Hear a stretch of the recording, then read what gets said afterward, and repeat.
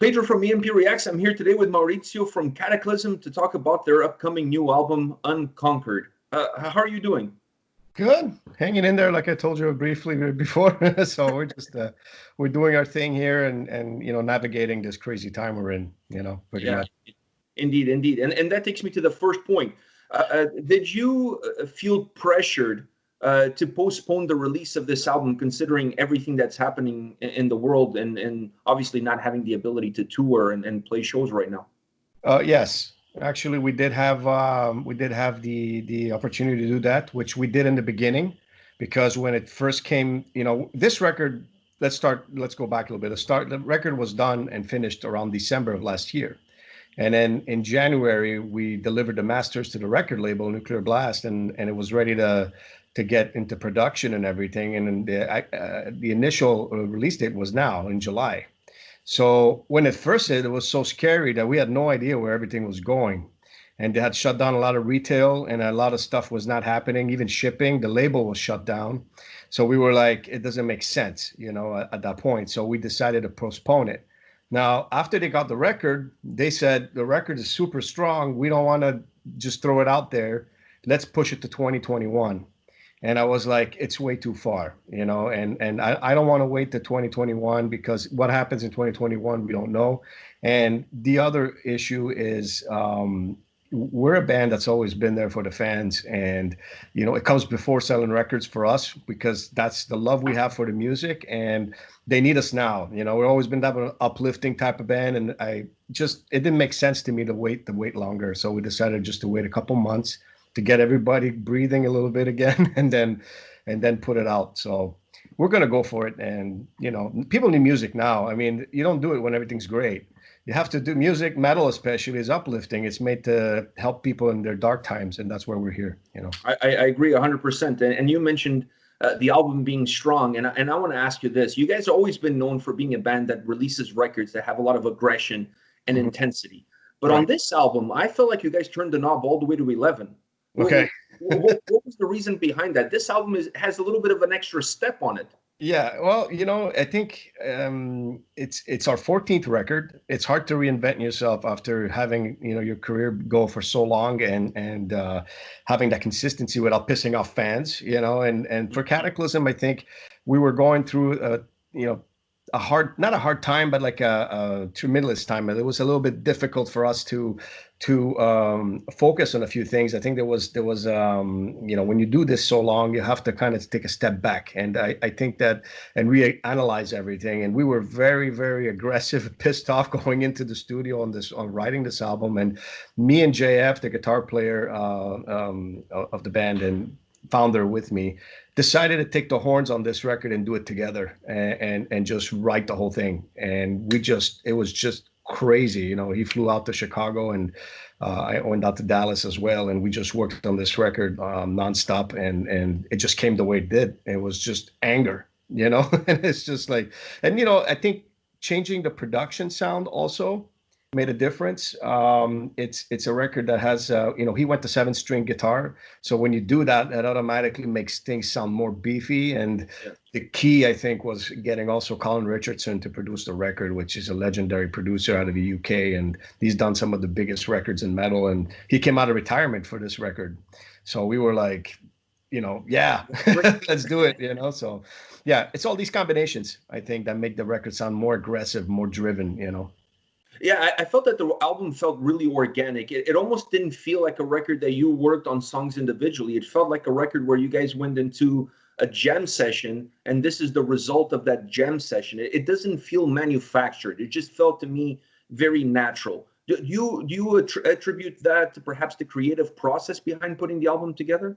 I think so, and a lot of factors of what's going on around us as well. And it's also, I think, you want to show the world you still got it. When you've been doing this for a long time, people tend to say, oh, it's Kataklysm. I'm not going to press play. I know what to expect. And then we didn't want that on this record. We want to come out the gate hitting hard.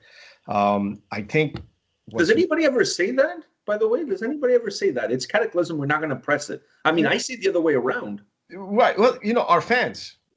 are fine, right? They're going to be like, yeah, Cataclysm, you know. But somebody that's on the outside that has never, a lot of them attribute Cataclysm to this old death metal band from Canada, but it's really not like that. It's very modernized, and it keeps with the times as we go through evolution. And we've always kind of reinvented ourselves in our little world. And you know, it's just it sometimes fascinates me when people are like, "Oh, I'm not even going to press play because I've they've done the same record over and over," which is bullshit. You know, it's like for us, it's like absolutely crazy way of thinking.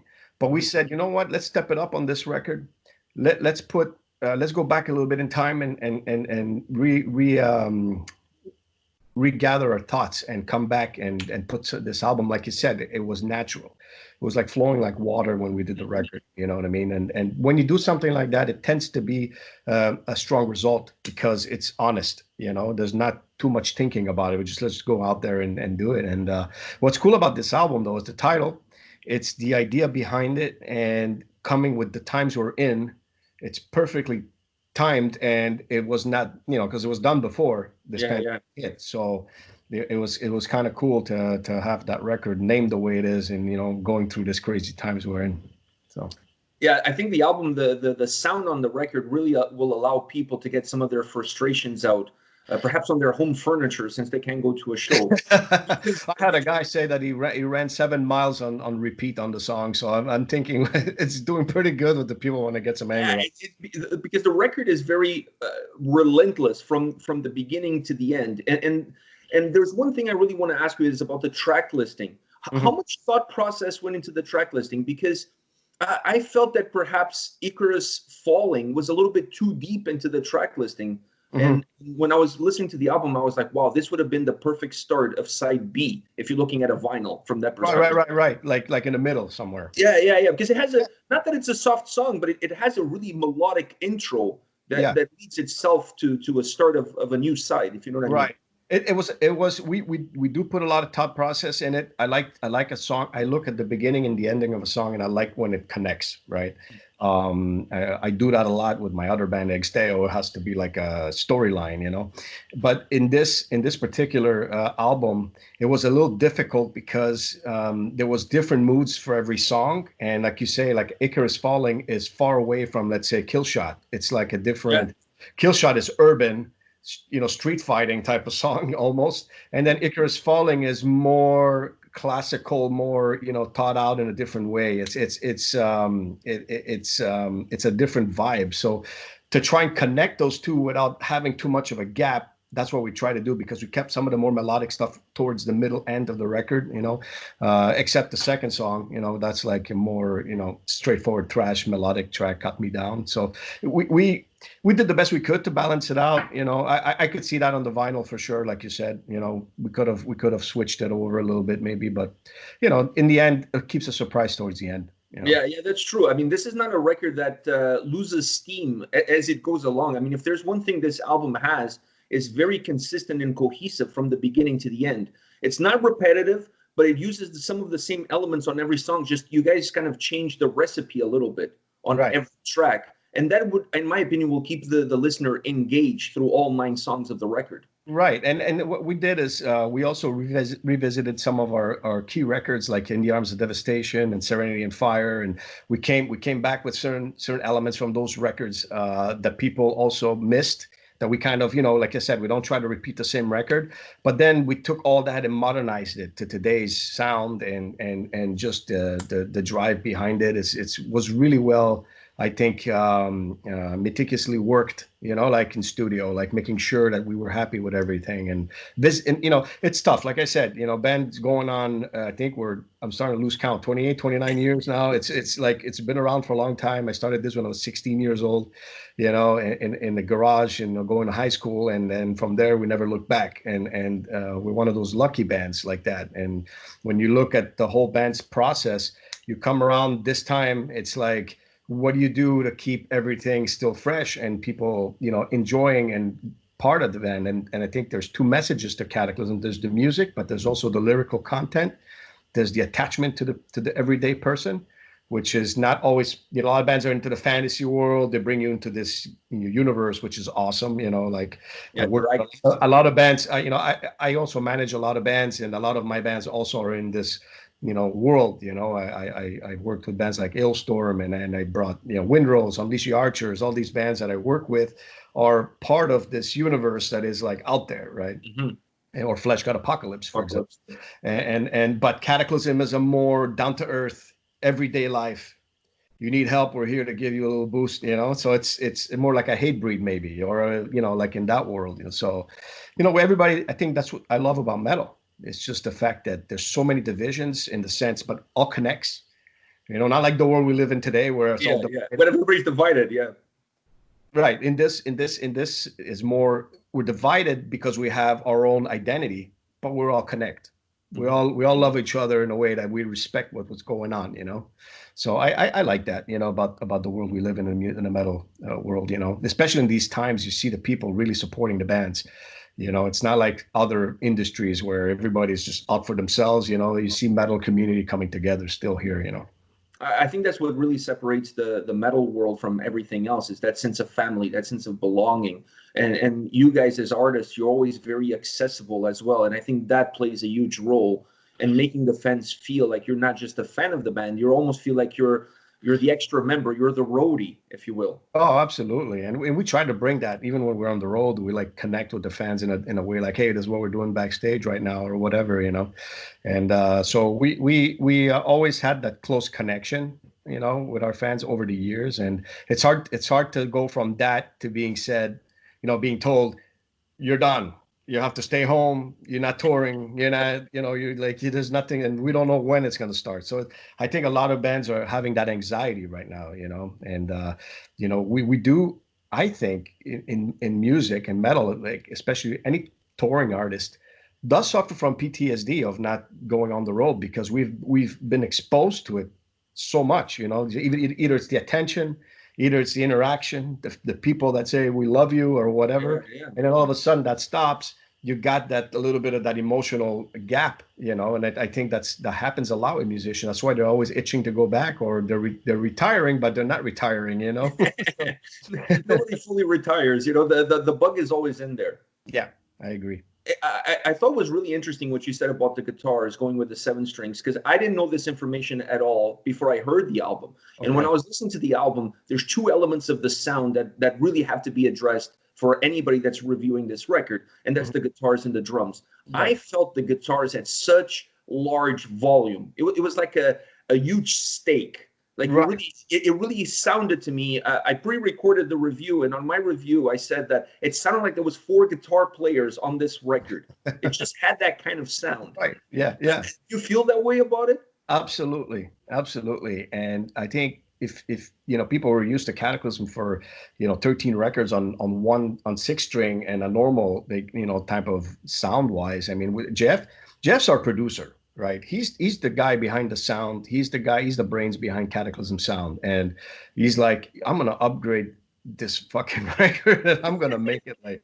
I said, I'm gonna do it. I'm gonna beef it up. And he's like, I'm going seven string. And I said, that's gonna be a mess when we go on tour because you can't play seven string songs on the six. So we're going to have to always switch guitars between some songs. We never did that. So that's another new thing we're looking forward and not to at the same time in the future.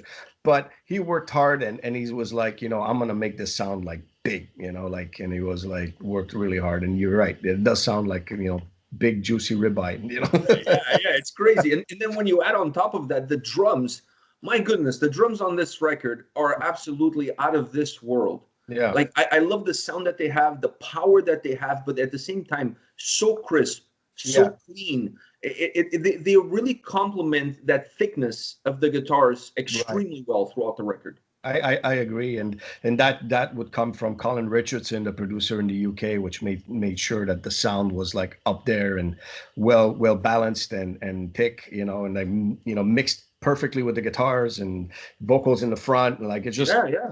well produced. I mean, we were so happy when he decided to come on board, and also his assistant Chris Clancy, which is a great producer. So very happy. Yeah, your vocals, by the way, we have to talk about that because I thought you were phenomenal. Did you? I felt like you pulled perhaps a little few tricks out of your back pocket. Did you approach the vocals differently on this record? You know what? I tried to be less trying to be death metal, like less trying to be, I gotta be brutal type of thing. It's like I think that I'm not the deepest vocalist in death metal, and my strength is like in the mid range. I would say more going towards, let's say, a guy like Thomas from At the Gates than going from trying to be Suffocation, for example. That's not who I am. And sometimes I tend to try and be like, like a little bit more. But I like when people can understand what I say. And I think I'm one of the few vocalists in death metal where you understand my enunciation and you can understand the words. To me, that's a powerful, important thing, especially with lyrics, because you want people to kind of like, we're one of those rare death metal bands you can sing along to in certain songs, and I think that's always been a key part of Kataklysm that we have not lost. We're not trying to be too complicated. And there's people, me personally, I don't like bands when I have to get a calculator to find out what's going on. I have to do some math here. It's like I like to like put my music and I'm grooving to it and I like it and it comes to me right. And that's me. Everybody's different. Mm-hmm. So Meshuggah is the only band that you have both. You got the grooves, but then you still need a calculator. You need a calculator. And it has to be a Texas Instruments with graphs and everything like that. It's a dollar store calculator for Meshuggah. But I think for you guys, that's important because the lyrics in Kataklysm is a huge factor in how the music comes across to the listener. So if we can't understand exactly what you're saying, then the message of those lyrics completely gets lost. And then the song won't have the same impact. Yes, and that's when you need complication in music, because the music is what people get driven after, because the vocals become just a rhythm. It's like blah, blah, blah, blah, blah, and then the music is there, and the people, oh wow, and that's why the technical death metal bands get a lot of praise by musicians, because it's like, oh yeah, they're so great, they're crazy and all that.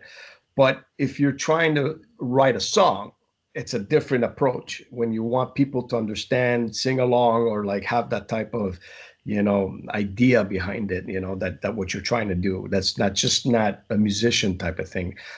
I think that's when you differentiate, if you want to go technical in it, bands that are taking the jazz approach and the bands that are taking the blues approach. Kataklysm is more going towards the blues approach.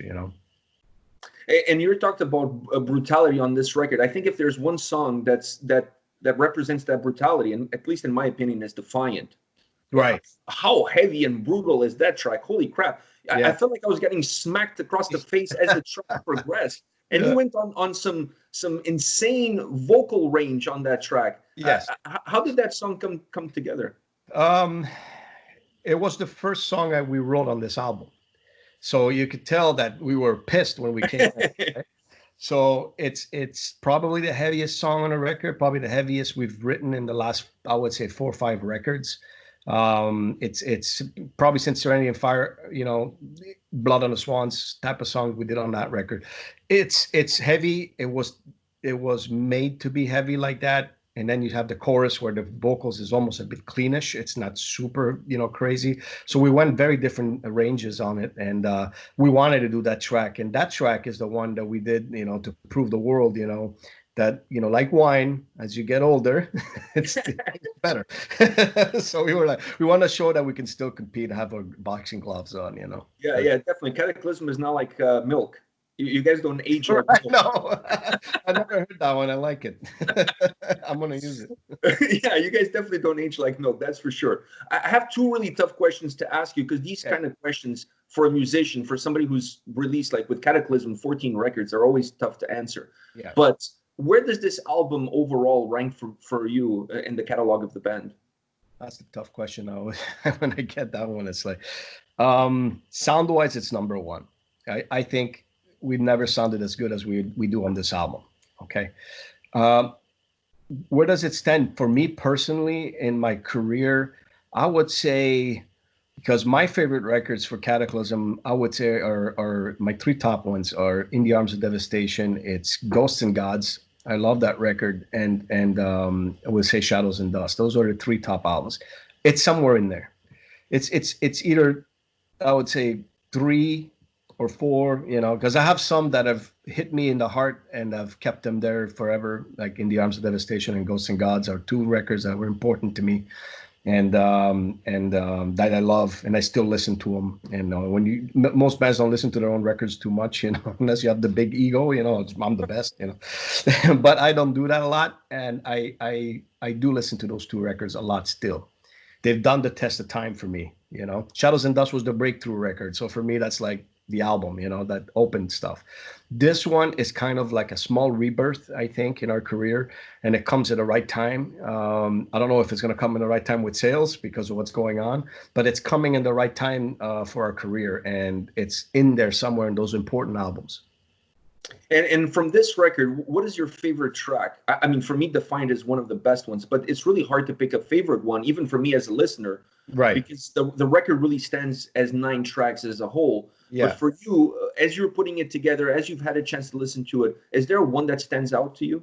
Obviously the single is really strong in my opinion. The Kill Shot's a big one, but I think the strongest song on this record, in my opinion, is gonna be Underneath the Scars. I think it's got that melodic and groove thing that Kataklysm's always been really known for. The structure is there. It has a little thrash element to it. It's not extreme. It's not the most extreme song on the record, but I think that's a very strong song. And yeah, Defiant to me is one of my favorites. I keep coming back to. There's a couple of good strong. I mean, it's not Focus to Destroy You. It's that you go there, you go in a boxing match with that one. So there's a lot of songs that have a different feel. So it depends how you're feeling. Yeah. But Defiant is obviously that track that's like, you're more than boxing glove. You're wearing this to go to that one. It's funny that you mentioned Kill Shot as well, because the first time I heard that track, the first time my son and I heard that track, we're like, all right. When they go on a tour, they got to start the set list with this song, because this song it doesn't kick in the doors. It's just like freaking bulldozes the whole building down. It's such an important and strong track. And at that time, I didn't even knew that was going to be the opening track on the album. Mm-hmm. So it's just, to me, it's such a kick in the door kind of track. Especially with the acoustic in the beginning, go to ambience in the show. Yeah, it could be for sure. We'll definitely have it in the consideration for an opening track. I have one more question for you, and that's about the band and about the roots of the band and playing in Canada. Like, I'm in Toronto, I'm Canadian, you're Canadian. I saw you guys play with Soulfly in Toronto, perhaps during the worst blizzard in Toronto blizzard history. And the place was packed. And I say this to everybody that asks me about that show: there were more Kataklysm T-shirts in the audience than Soulfly. Right. And that's, I think, a fact that nobody can deny. And then I saw you guys last year at Heavy Montreal, and both crowds in both cities show you guys so much love. There's so much love in Canada for Kataklysm. Right. When you guys go on stage in a Canadian city, specifically Toronto and Montreal, because there's a huge fan base here from Kataklysm, do you guys feel a little bit of an extra pressure of the home crowd? We feel extra love. I don't know about the pressure, because we respond better when the crowd is there for us. When and when it's the opposite, where we feel that we are supporting a band, and we're the band that not many people know us. That's when you get a little bit more pressure, and you have to prove yourself, and we work harder live to do it. Right? When the people give you that initial boost right off the bat, they're screaming for you when you come in and they want to see you, then it's like a party in our heads. It's like we're gonna have such a good time together, and it just goes crazy, and we let loose. So it's a different approach. And Montreal and Toronto have always been there for Kataklysm since day one, and actually also all the way to the West Coast, and so we are, we're grateful, and we haven't toured Canada in a long time. That was the only show in Toronto for that record. Yeah, it was. Yeah, and then the blizzards, I still remember getting off the bus and like having snow up to here, trying to navigate to get to the bus, and talking to Noel, which is the promoter out there, a good friend of mine also, and I was like, we're going to cancel the show or what? So we're doing it. Yes.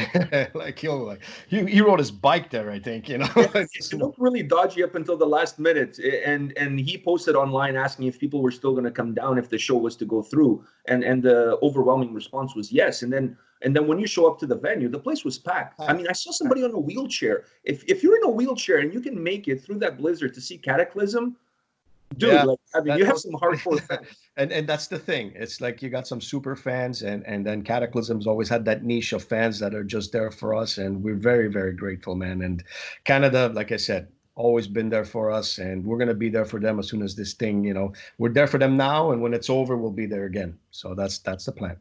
All right, Maurizio, thank you very much for your time today, man. I really appreciate it. Hope to see you on the road soon. Thank you, and it's great to see a Canadian podcast like you guys making so much noise all over the world, and I'm really proud of you guys as well. And keep going, keep doing your work. Well, thank you. Thank you. I really appreciate it. And all the best of luck with this release. It's a magnificent record. And I hope to see you live very soon here in Toronto. Awesome, brother. Appreciate it.